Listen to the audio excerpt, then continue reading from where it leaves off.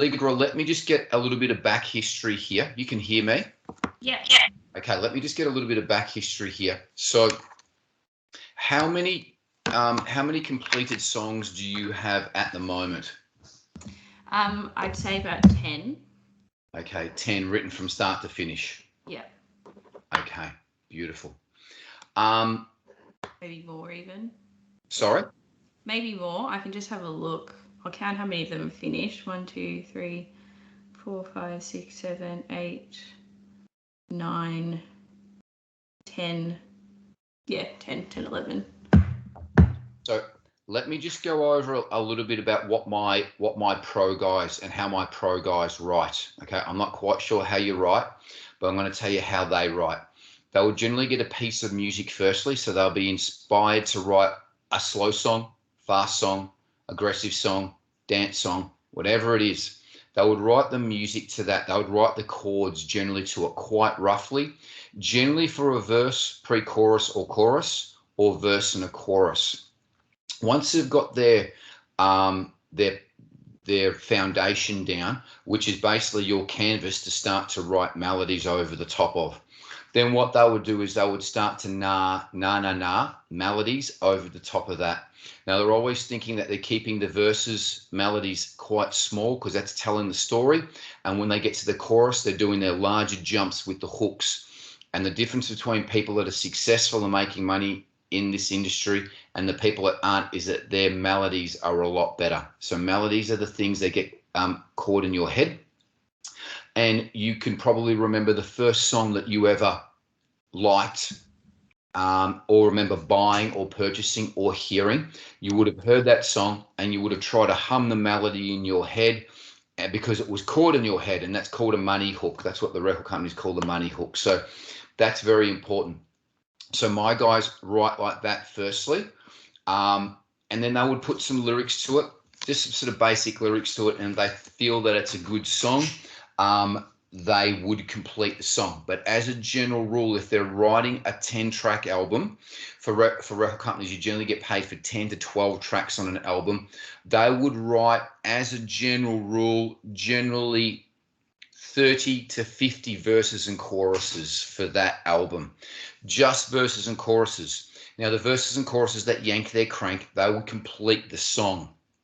Okay. With the ones that didn't, always keep them in a spare parts bin, because you never know when you're going to need a bridge or a verse or something that you can put into another song. And always remember that Bohemian Rhapsody was written from 3 songs that Freddie Mercury didn't particularly like, and he bung them all together. So there are a lot of songs like that. Paranoid Android, Tool write a lot like that. So just because you don't like a piece, it might fit something or work somewhere else. So always remember that. Sweet Child of Mine by Guns N' Roses. You probably heard that song. It's 2 songs. It's whoa, whoa, whoa, sweet child of mine. Then it stops and it goes into where do we go? Where do we go? So it's a completely different song. So that's a good example of two songs. And Bohemian Rhapsody is a good example of 3 or 4 songs. Okay. So that's what we normally do, okay, because you might have some songs here, and I know that they're your babies at the moment and you like all of them. But what you got to think about now is that you've got enough to release probably an EP, and an EP is what we call extended play when we had vinyl. So it's generally 4 or 5 songs. I'll be picking the best 4 or 5 songs that you currently have now, and I would be trying to get those recorded to a very good quality and standard to the way that you envision them. You might have horns, string sections, whatever it is in them. You might need to get the producer where you're going to go and record to come in and put these ideas down if you haven't got them completely down the way that you want them. You know, like Adele just writes on piano and then all the other stuff comes in, and she doesn't write all the other stuff. She gets people to do it, and they're her ideas. So that's what we need to do right now, okay, is you've already got 5 songs. You've probably got 5 very good songs. You've probably got 2 absolute bangers. And you need to know and objectively look at them like they're the next door neighbor's kids and not your kids, and say which one is my best songs. And also play these to numerous people, maybe 10 people, and you're going to see that they're going to find out, you're going to say, hey, I really like this, so people are going to lean towards one more than the other, okay? Because that's going to be your single.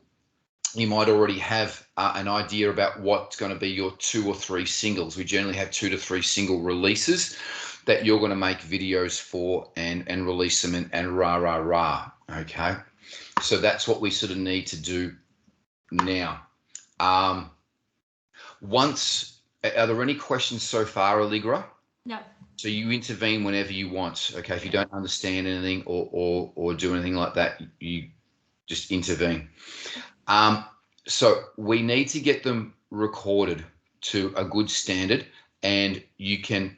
There's a online magazine, and you can get a hard copy called the Australasian Music Directory.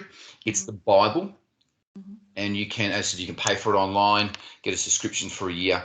That's got all the contacts that you need in there: record companies, producers, CD manufacturers, merch, whatever it is that you need, okay? Booking agents, these are very important. So once we get your recording done of 4 or 5 songs, you already should have a name. So you want to have a name, like I think ALLEGRA is great. If you can just go and see whether you can patent ALLEGRA and get a business name for ALLEGRA, that's kind of important because someone else might have it, okay? You can always come in and have a different spelling as well too. So say there's a choir boys band in Australia and there's a choir boys band in the UK. One just goes with C, the other one goes with Q.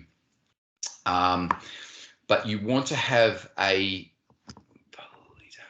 a stage name.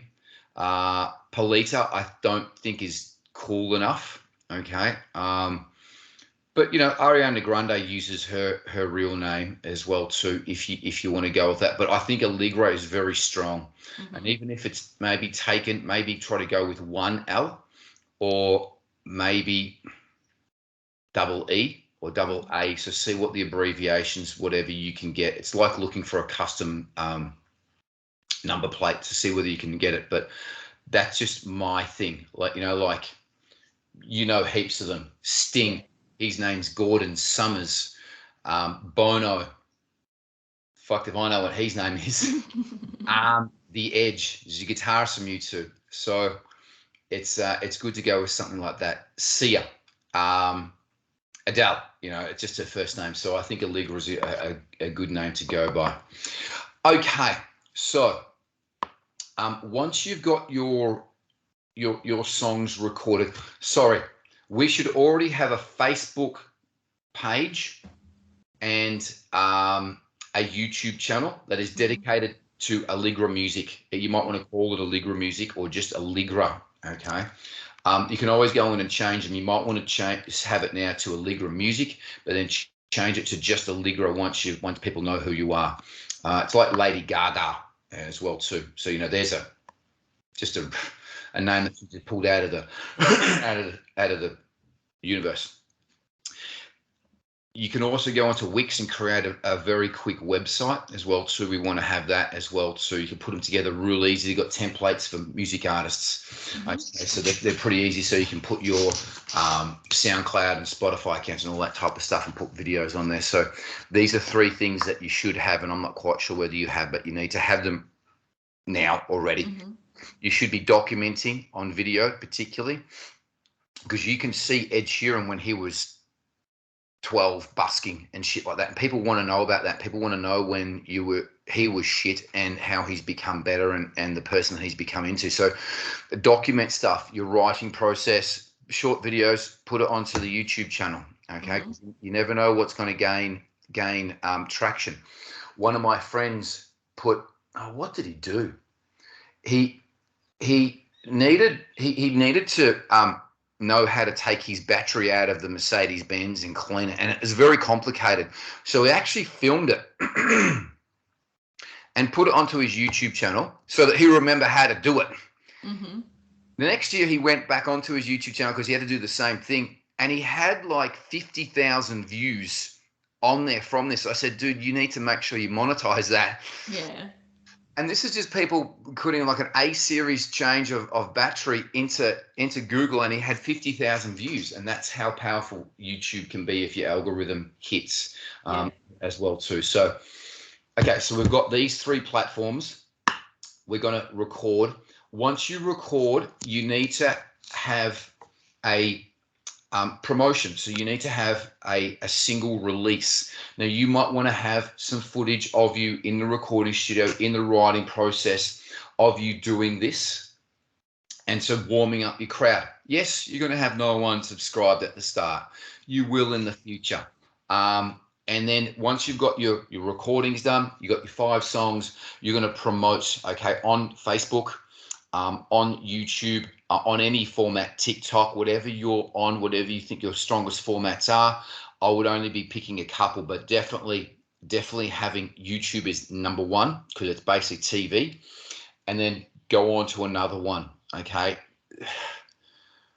Look, I think you should go on to 3. I think you should go on to Facebook, TikTok, and Insta. They're my 3, and YouTube. I think they're lightly going on all of those.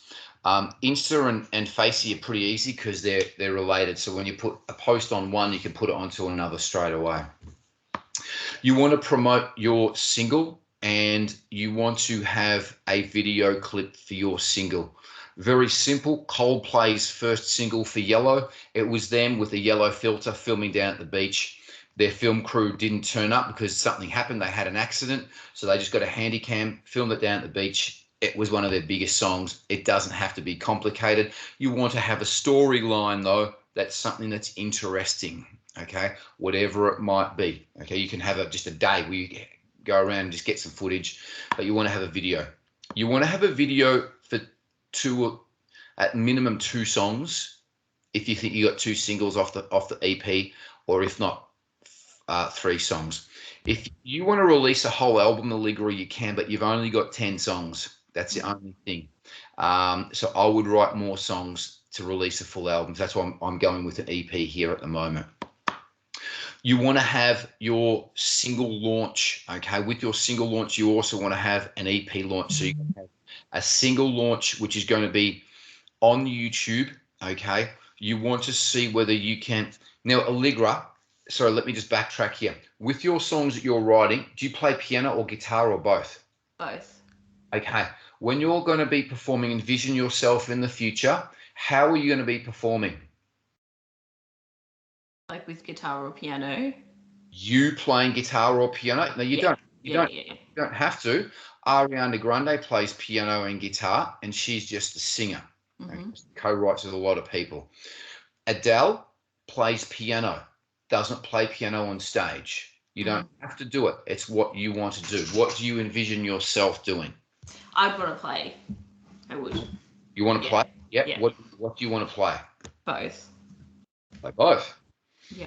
Okay, so you need to that's very good, because that means you can go out as a solo artist. Yeah. That means you can go and play by yourself. Now, if you're going to have drums or something else, you're going to need to have a click track, or what we call backing tracks. A lot of bands use these. Or you can have a band. You can put together a band. So you're going to need to think about doing all this after you've recorded your EP. You're going to need to say, do I want to put a band together? Now, bands are very hard because you're the main person. These people are just hired guns. They're not involved in the writing process. You might want to pull them into the writing process later on. You might gel with someone that's going to bring in ideas, and they might even say, can we change this up? And that, I think, is a good thing, and don't discard that, okay? I think it's great. A lot of people write with other people. Ed Sheeran, of all people, writes with copious amounts of other people, and I think he gets great products who's doing that. But you need to think about what that is, and do you want to have a permanent drummer, bass player, and guitarist? What is your sound going to be like? Okay, now you can get a lot of early Lady Gaga stuff, and it was just, I think her first band was her on keyboards, guitar, bass player, drummer. That's what her first band was, when I think she was 16 or something, and she was playing, and she kept that band right until she was about 18 or 19, until she broke. So you need to think about that, but still you can go out and play by yourself, because we're going to release the single on YouTube. Okay, we're going to sort of see what happens. We're going to go out and have a single launch. Okay, now you as a headliner, you don't have to headline. You can support someone else, but think that you're going to need to have at least 10 songs. You need to have an hour. So in Melbourne, a headline set is an hour. A support set, if you got 3 bands, the first band can play anything from 25 minutes to 35 minutes. Your second band before the headline band generally plays between 40 to 45. Now, you don't have to be the headline act. You can be supporting someone else and have your EP launch under someone else, particularly if they're very popular and they're going to pull 50 or 100 heads that don't know your shit. That's great if you can do that, okay? But it doesn't matter what you do. You're going to need to go out and play. Now, you're sometimes going to play to fucking no one, okay? And that's just the way that it might be, okay, when you start, because you've got to start somewhere. But you need to have a single launch. You'll promote this on Facey, on whatever, and see whether you can support and play with other people. So try to find other people that are doing the same things.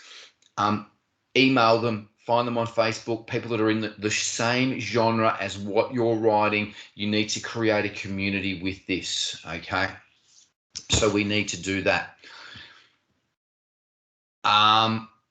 Once you've got that, I would do that, and then, you know, if you can do, I would maybe just do your first single launch in Melbourne. When you have second single, I would probably do Melbourne, Belgrave, that place up in Belgrave, maybe out in the west, maybe do one out in the west. So maybe in Brunswick, around that area. You can just do one though if you want, but if you're gaining momentum, maybe go to Belgrave, do one here in the north, and maybe one out in the western suburbs, or maybe even Geelong, whatever it is. So Geelong's got a pretty cool scene. The Divinals came from there. So think about maybe doing that if you're getting some traction. But try to play anywhere you can as well to ALLEGRA. So if someone says, can you come and support my band? Actually, I'm going to take that back. You really want to try to only play on Thursday, Friday, Saturday, and Sunday, because the other days are shit and no one's going to fucking turn up anyway. You want to try to support better people and play better venues if you can. But if someone says, hey, ALLEGRA, we're going to give you $50 to support us on a Wednesday night at the Penny Black, go and do it for experience, okay? But you possibly can, as I said, better days, better venues, supporting better people. And you want to support people at the moment. Don't think you're going to headline to start with, but supporting better people. So that's what we do to sort of start with. Now, once you've got that, you're going to get the Australasian Music Directory. And in there is going to have venues, okay, where you can play at. It's going to have booking agents that you might need in the future, and it's going to have record companies, okay? Now, with venues as well too, don't disregard university venues as well too, because, you know, the university scene in America is fucking huge. I've got a band called the Sky Bombers. No one gives two shits about them here. They just go and tour the university scene over in the States. They don't even worry about playing the club scene in the States. They do a university tour because they're big there.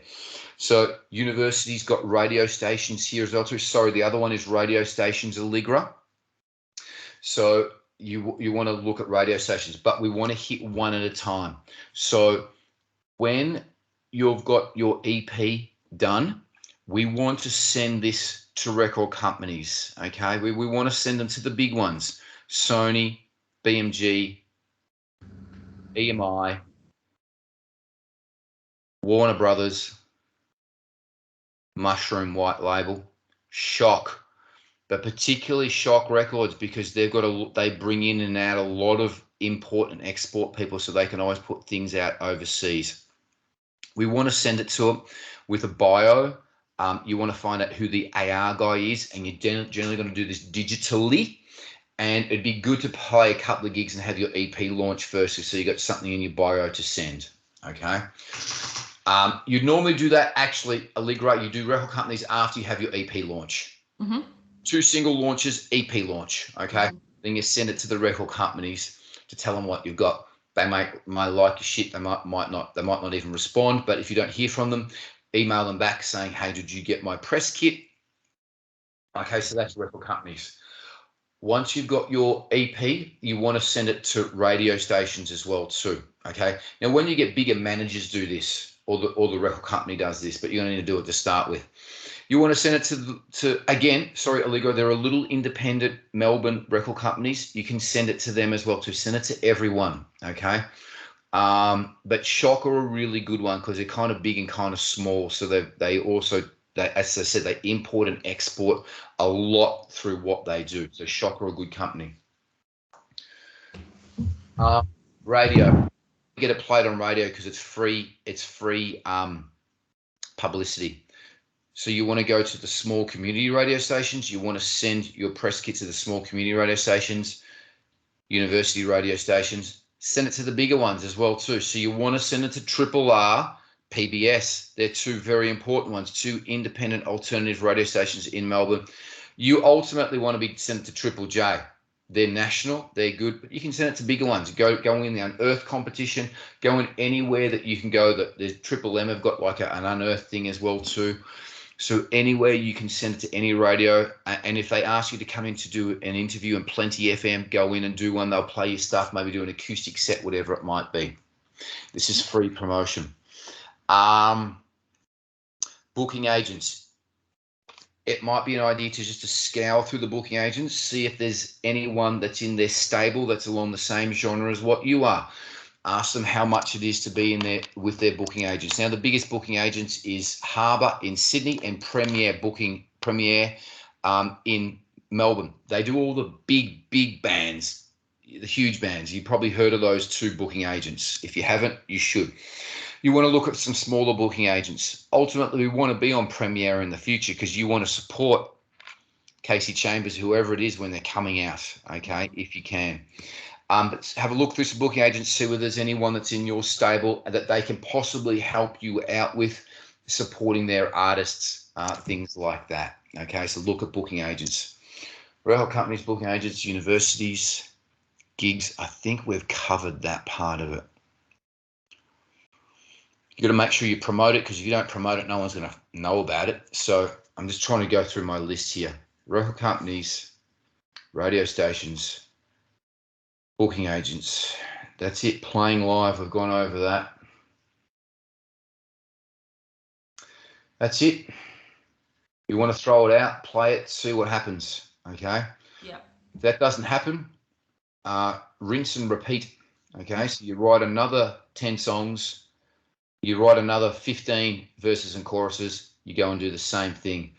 You keep a list of all of these people that you sent it to, the AR guys, because you send it to them again. This is fucking important because most people come in, do one thing, get discouraged, they're gone forever. You send it to the same person again, they're going to go, wow, this is a miracle of God. I'm going to see where the wine is coming out of my tap. ALLEGRA has released a 2nd EP. You keep on doing this. Keep on doing it, and doing it. As I said, Lady Gaga did all this, I think when she was 14. I think she broke, don't quote me, I think she broke when she was 22 or 23 or something like that. So she's been doing it for quite a while.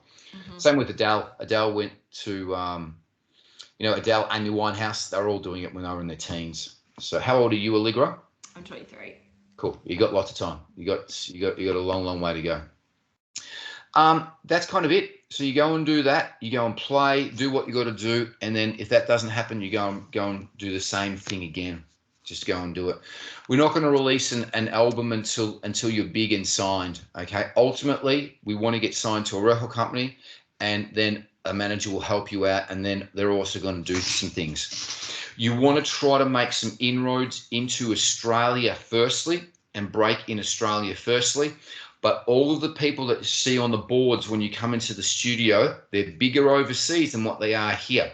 No one gives a fuck about Australia because we have a very small population. downtown Manhattan Island has more people on it during the working day than what Australia has in its whole population right now. So that just tells you if you break 1% of the American market, you're going to break a couple of million. You break 1% of the Australian market, you're going to break a couple of thousand. So just do your math. Europe's a great market as well too. They're very diverse. They're very America's very trend orientated. You know, if you're not a post-hardcore band in America at the moment or doing R&B or hip hop, you can forget about it. Nothing there for you. But Europe's very open-minded, okay, particularly doing the stuff that you're doing. But you want to try to start to push into some European markets and even America if you can independently, looking up some European places in the big places, UK, Germany, Netherlands, around that area. It's a big, big market, massive. Germany's massive for jazz, all sorts of stuff. So I'm looking to get into Germany around that broader, France, UK, around that area, Scandinavia as well too, Sweden, see whether you can push into that. I'll be doing that in this second EP as well too. And you're going to see you'll get footholds. You know, a company might take you on over there and do a distribution deal. They've got distribution companies over here as well too that will just distribute your stuff. Doesn't mean a CD is going to be anywhere, but they can put you on a list that if someone in Perth, West Australia looks you up, they can order one of your discs in. Do you know what I mean? So there are distribution companies. They elude me at the moment. There's a really big one that everyone uses. MGM, it's called MGM Distribution. But a lot of people have got one. You know, some people have got their own distribution companies. The big guy, I'm going blank. John Butler, he's got his own distribution company. So Capital EMI have got their own distribution where you don't have to necessarily get signed through Capital. They'll just distribute your stuff. You'll pay them to do that. It's like a commission and stuff like that. Sorry. You've got to put your stuff on Spotify, all of the playlists. Sorry, so get your stuff on all of the big players, iTunes, Google Play, Spotify. And then see whether you can get into these integrated playlists that Spotify have. So, you know, they will sometimes promote you through those. So please be on all of those free platforms there if you can as well too. Sorry, you do that straight away. So as you can see, we need to come up with a name that you're going to run with that is not contracted through someone else. Okay. And I'm going to be saying ALLEGRA will be contracted in about 4 different fucking abbreviations, but see what you got, and if not, pull something out, Lady Gaga or something like that. Or maybe you want to go, how do you say your last name? Pilati. Yeah, it'd be good if Pilates wasn't as big, but Pilati might be a good one. You might want to go with Pilati, or you might want to push them together. Pilati. Oh, Palladigra.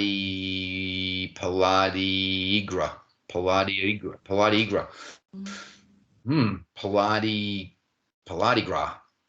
There's a lot of good shit you can come up with that there. So do some stuff with that. You need to come with that because your marketing needs to be consistent all the way through. You know, you need to go, am I going to be called Amy Winehouse? Okay. And stuff that's easy to remember as well too, you know. Pitbull. 50 Cent. These are all very easy. So you might want to pull out something completely different. I think I've gone over everything ALLEGRA. I think that's it.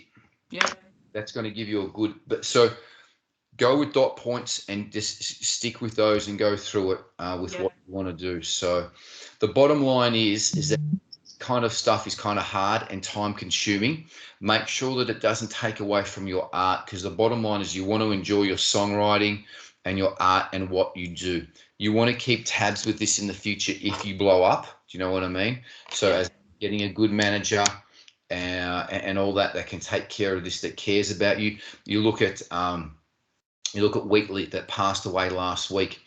Johnny Farnham wouldn't be who he is if it wasn't for Wheatley being his manager, because Wheatley took him to the next level.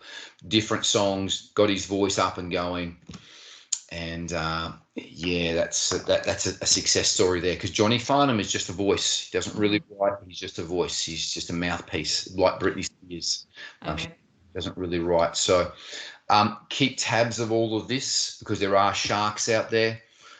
You know, I was reading Queen's autobiography, and after they released their third album, so they were really big, they were still only getting paid £4. I'm making this stuff. It was like this. They were still only getting £4 a week, living very well in apartments in downtown London on a wage. But I think their manager had bought his second castle in Scotland, had about 3 Bentleys or something like that. So that's just one story.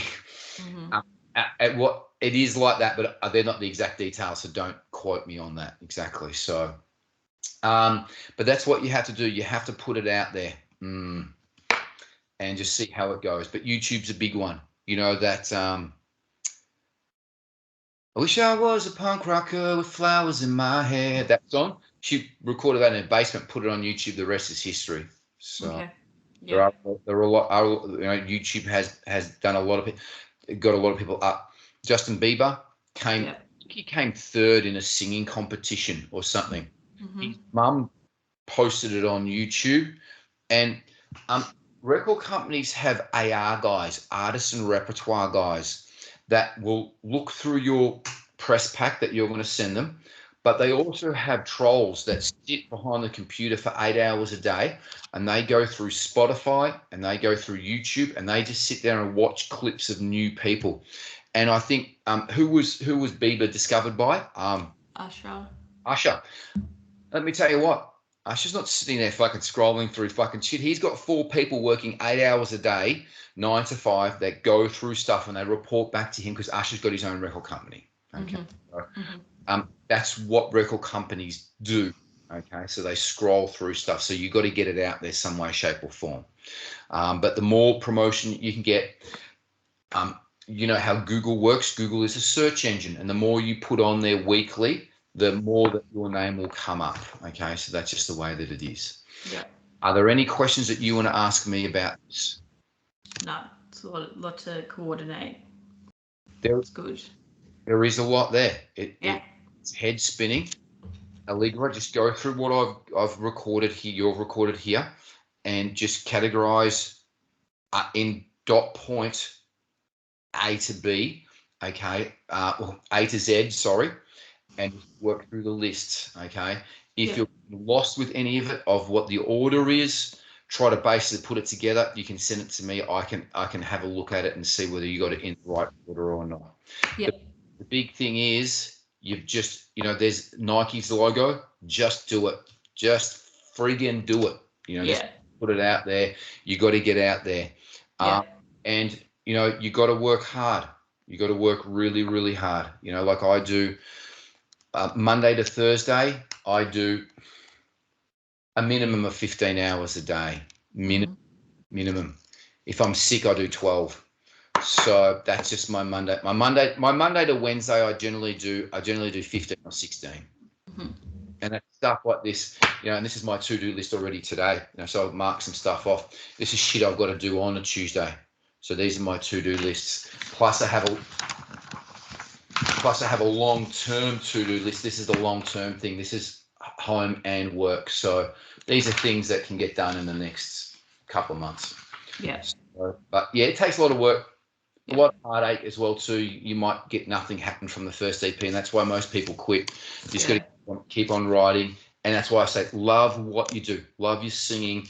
Love the songwriting process, because Gaga, Adele, Ed Sheeran, they do. They're machines now, but ultimately they love their songwriting. I read an interview with Eminem messaged Ed Sheeran and said, "Hey man, I'd love to write a song with you." Ed Sheeran was in Melbourne, went into a recording studio, recorded some stuff, sent it straight over to Eminem. Eminem apparently wrote the song, sent it back 2 weeks later. Ed Sheeran didn't get it. Something happened, went to junk. A year later, Eminem said, "Hey, dude, have I offended you or something, man? I sent stuff back 2 weeks ago. Fuck, I didn't know." So he still loves the process. Do you know what I mean? So that's how he wrote Eminem. Eminem messaged him. So, and then don't lose focus of what you got to do, because if you become big, all this stuff gets palmed out to other people. It's like me. I only teach 3 half days a week. The rest of the stuff I'm doing marketing and doing all sorts of other things that I've got to do. So Yeah. cool. Right. No other questions? No.